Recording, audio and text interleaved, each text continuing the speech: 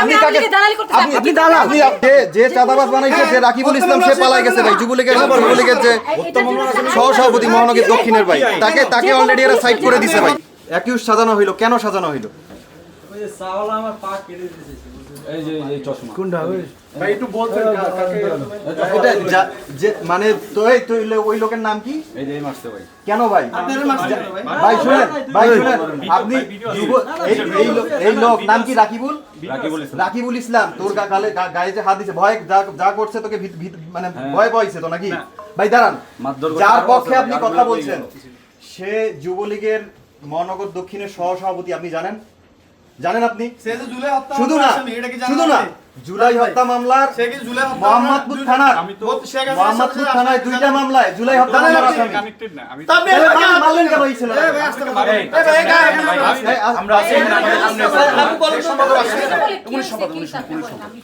এই যে 32 নম্বর আসামি, এই যে হ্যাঁ এই যে শেখ হাসিনা 1 নম্বর আসামি, এই যে আসামি ছিল জুলাই হত্যা মামলা। আপনারা চাইলে পাঠান দেন। আপনি মানে আপনি কি সেই ওনাকে অ্যারেস্ট করার অধিকার রাখেন? আমি পুলিশ আপনি আমরা ইনফর্ম করছি।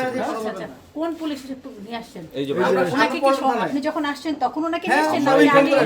আমরা এখানে এসে যে উনি শিওর এখানে আসছে কিনা এটা আসার পর শিওর হওয়ার পর ওনাকে ইনফর্ম করছি, তার মধ্যেই এগুলো পুলিশ কি যে কোনো পুলিশ কি আসতে পারে? আপনি কি জানেন হত্যা মামলার আসামি থাকলে তো আসতে পারে।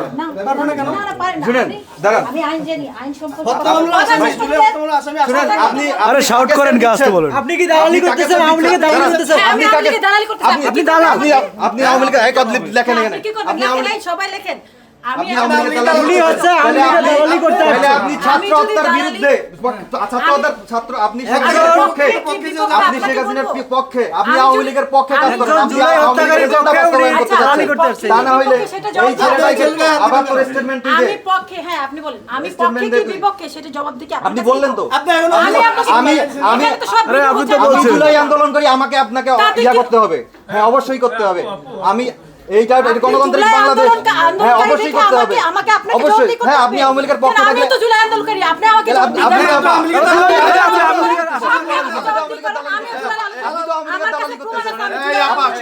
আপনি আমাকে আপনি